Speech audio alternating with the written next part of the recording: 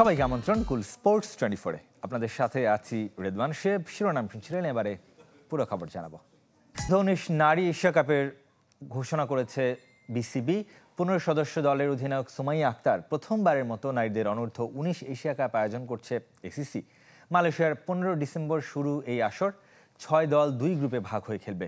Final 22 December. শুক্রবার সকালে মালয়েশিয়ার উদ্দেশ্যে ঢাকা ছাড়বে নারী দল। তার আগে বৃহস্পতিবার মিরপুরে ফটো সেশনে অংশ নেয় ক্রিকেটাররা। 16 ডিসেম্বর গ্রুপ পর্বের প্রথম ম্যাচে শ্রীলঙ্কার মুখোমুখি হবে বাংলাদেশ। পরদিন লড়বে স্বাগতিক মালয়েশিয়ার বিপক্ষে। চ্যাম্পিয়ন্স ট্রফি নিয়ে চলমান অনিশ্চয়তার মাঝেই ঢাকায় চলছে ট্রফি ট্যুরের ব্যস্ততা। রাজধানীর ব্যস্ত বসুন্ধরা শপিং কমপ্লেক্সে সকাল থেকে সন্ধ্যা পর্যন্ত লাইন ধরে ট্রফির সাথে ছবি তুলেছেন ভক্তরা। শুক্রবার শেষ দিন ট্রফি যাবে মিরপুর স্টেডিয়ামে।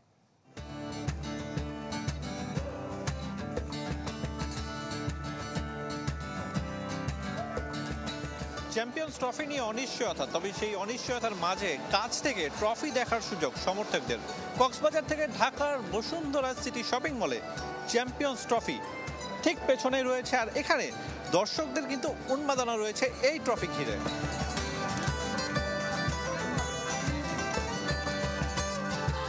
সারি সারি লাইন, চারদিক থেকে এসে এখানে ফ্রেম বন্দী হয়েছেন সমর্থকরা। পাশে ছিল মাস্কট, আর একই সঙ্গে কুইজের ব্যবস্থা করা হয়েছে, আর সাথে গেম জোনও রাখা হয়েছে বসুন্ধরা সিটির শপিং মলে। আমি কখনো ভাবতে পারিনি যে আমি এত কাছ থেকে ছবি তুলতে পারবো বা দেখতে পারবো। খুবই ভালো অনুভূতি। আমাদের বসুন্ধরা সিটি কমপ্লেক্সে ট্রফি উন্মোচন হলো, এটা দেখে খুব ভালো লাগছে।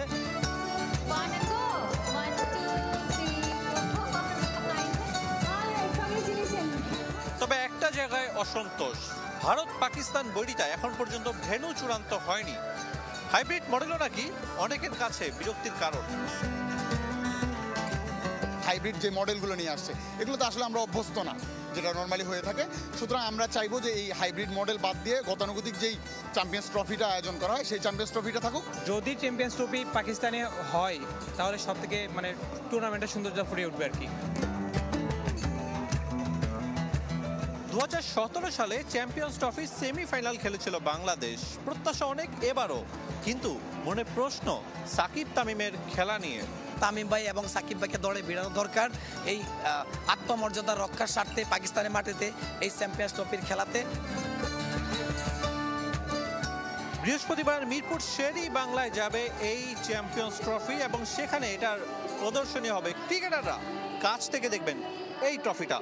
আরিফুল ইসলাম, চ্যানেল 24, ঢাকা। দেশের 1 নম্বর gas stove RFL gas stove, যা বেশি তাপেও ফাটে না আর হ্যাসেল ফ্রি অটো ইগনিশন নিশ্চিত করে ঝামেলাহীন রান্না। আরএফএল গ্যাস স্টোভ, নিরাপদ ও ঝামেলাহীন।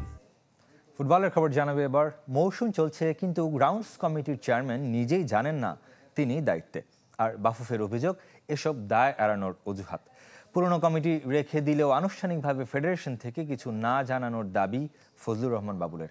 তবে পারস্পরিক দোষারোপের খেলায় দিন শেষে ফুটবলেরই ক্ষতি দেখছে ক্লাবগুলো। আমি যে দায়িত্বে আছি আমি দায়িত্ব জানি না। আমি তো রিমার্ক করতেছি মাঠগুলি খারাপ অবস্থা, আমি নিজেই। ঘরোয়া মৌসুম শুরুর প্রায় 1 মাস পেরিয়ে গেছে। চ্যালেঞ্জ কাপের পর মাঠে গড়িয়েছে প্রিমিয়ার লিগ ও ফেডারেশন কাপও।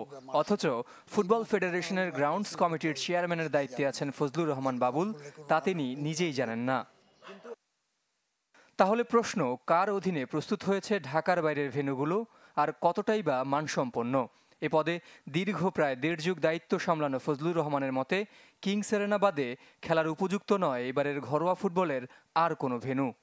বাফুফের কর্মচারীরা এগুলি তদারক করেন এবং তারাই দেখভাল করেন। টেলিভিশনে যখন দেখানো হয় মাঠের চিত্রটা, আমার খারাপ লাগে, কিন্তু আমার দায় দায়িত্ব নেই। কারণ যেহেতু আমাকে বলা হয়নি যে আপনি একটু মাঠটা দেখবেন। বুধবার বাফুফের নির্বাহী কমিটির দ্বিতীয় সভায় 9টি স্ট্যান্ডিং কমিটি পূর্ণতা পেলেও গ্রাউন্ডস সহ বাকি 4 কমিটি নিয়ে কোনো সিদ্ধান্ত হয়নি। ফজলুর রহমানের দাবি, আনুষ্ঠানিকভাবে তাকে দায়িত্ব চালিয়ে নিতে বা নতুন করে বুঝিয়েও দেয়নি ফেডারেশনের নির্বাচিত কমিটি। যদিও বাফুফের সহসভাপতি বলছেন ভিন্ন কথা। এটা কিন্তু এই আমলের কমিটি না, এটা কিন্তু আগের আমলের কমিটি। আগের যারা কমিটিতে ছিলেন তারা এটা সুন্দর বলতে পারবেন, কিন্তু আমরা আসার পর কিন্তু কমিটি ধরিও নাই, ছাড়িও নাই। ওনার দায়িত্ব উনি পালন করেন, সেটার জন্য তো উনি বলবেন, এটা তো আমরা উত্তর দিতে পারবো না। ফেডারেশন ও গ্রাউন্ডস কমিটির দোষারোপের খেলায় জড়াতে না চাইলেও এবারের ভেন্যু নিয়ে অসন্তুষ্টি গোপন করেনি ক্লাবগুলো। বিশেষ করে গাজীপুরের মাঠ নিয়ে সরব সবাই। মোহামেডানের অভিযোগ, দেশি কোচদের পরামর্শ আমলে নেয় না বাফুফে। সুন্দর মাঠে খেলা হইলে সব প্লেয়ারদের ভালো এবং সুন্দর ফুটবল উপভোগ করতে পারবে মানুষ। সুন্দর মাঠটা সবাই চায়, কিন্তু আমরা উপলব্ধি করি কোনো ফরেন কোচ যদি বলে এটার গুরুত্ব আরও বেশি দিই। জিনিসটাই পেশাদার লিগের চেয়ারম্যান, উনি গত কমিটিতেও ছিলেন, এখনও আছেন, তিনি সবই জানেন কোন মাঠের কি অবস্থা। তো আমি মনে করি যে ওনার সাথে কম্পিটিশনের যে যারা দায়িত্বরত ছিল তারা তাকে মনে হয় ভুল ইনফরমেশন দিয়েছে। শুধু মোহামেডান কিংবা ব্রাদার্সই নয়, দ্রুত মাঠ সংস্কারের আর্জি সব ক্লাবেরই। ঝের সাগর, চ্যানেল 24, ঢাকা। কুল স্পোর্টস 24-এ একটা বিরতির সময় হলে এবার সাথেই থাকবেন। 2034 বিশ্বকাপের স্বাগতিক সৌদি আরব বিনা প্রতিদ্বন্দ্বিতায় ফিফা কংগ্রেসে অনুমোদন পেয়েছে মধ্যপ্রাচ্যের দেশটি। তবে সে বছরের কোন মাসে হবে খেলা? 12 মাসের বছরে 10 মাসই নানা বাধা সৌদি আরবের জন্য। কখনো আবহাওয়া, কখনো ধর্মীয়, কখনো আবার সামাজিক সাংস্কৃতিক আয়োজন। বিশ্বকাপ তো পেল সৌদি আরব, কিন্তু কখন হবে গ্রেটেস্ট শো অন আর্থ? সামনে এসেছে নানা বাধা। আবহাওয়া, সংস্কৃতি ও ধর্মীয় নানা কারণে 2034 সালের অনেকটা সময় এই টুর্নামেন্ট আয়োজন করা কঠিন। সাধারণত জুন জুলাই হয় বিশ্বকাপ, তবে গরমের জন্য কাতার বিশ্বকাপে যে প্রথা ভেঙেছিল ফিফা, সৌদিতেও একই অবস্থা। জুন থেকে আগস্ট দেশটিতে গ্রীষ্মকাল, তখন তাপমাত্রা থাকবে 44 ডিগ্রি সেলসিয়াসের বেশি। তাই কাতার বেছে নিয়েছিল নভেম্বর ডিসেম্বরকে। তবে ওই বছর সৌদি আরবে সাংস্কৃতিক আর ধর্মীয় সূচিতে ঠাসা।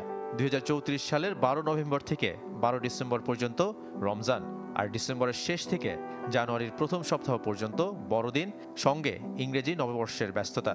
ধর্মীয় কারণে বাদ দিতে হবে ফেব্রুয়ারি থেকে মার্চের মাঝামাঝি সময়ও।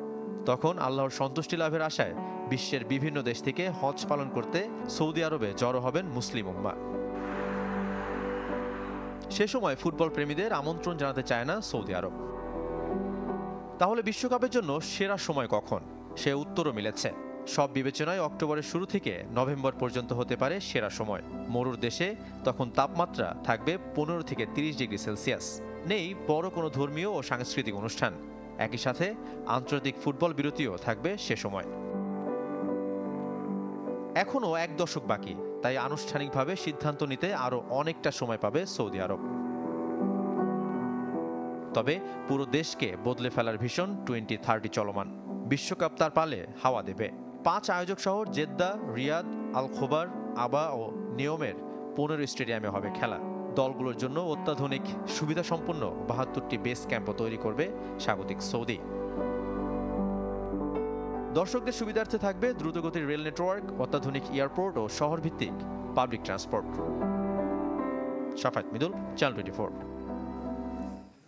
বাংলাদেশ প্রিমিয়ার লিগ ফুটবলের খবর জানাবো। কাল শুরু তৃতীয় রাউন্ড। প্রথম জয়ের খোঁজে ফকিরের পুল ইয়ংম্যানস, ফর্টিস এফসি এবং চট্টগ্রাম আবাহনী। দুপুর 2:30টায় গাজীপুরে ফর্টিসকে আতিথ্য দেবে ফকিরের পুল, আর একই সময় মুন্সিগঞ্জে ব্রাদার্স চট্টগ্রাম আবাহনী লড়াই। আসরের প্রতিপক্ষের জালে কোনো গোল দিতে পারেনি চট্টগ্রামের আকাশী নীলরা, পয়েন্ট টেবিলেরও তলানিতে।